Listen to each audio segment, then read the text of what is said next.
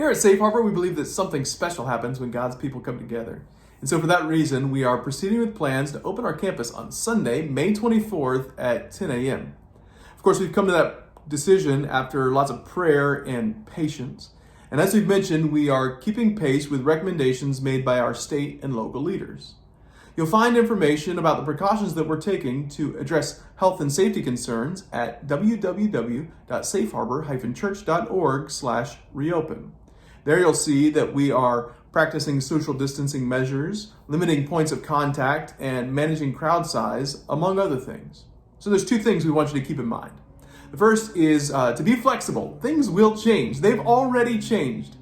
When we first announced our reopening plans, we imagined that we would have two services. But we now believe that we can address the problems that we foresaw with just one service, Sunday mornings at 10 a.m.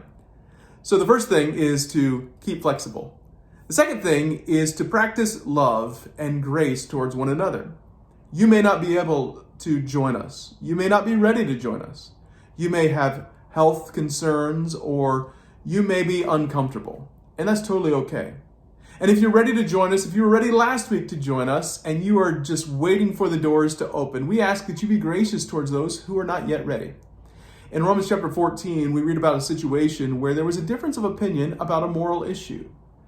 And what becomes clear in that passage is that the Apostle Paul says that it's not really about right or wrong in instances like those. It's about faith.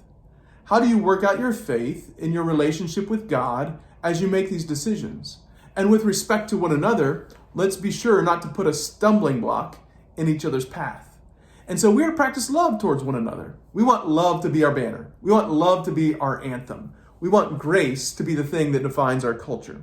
So what we notice in that passage is that we are told in verse 19 that we should pursue what makes for peace and mutual upbuilding, to build each other up.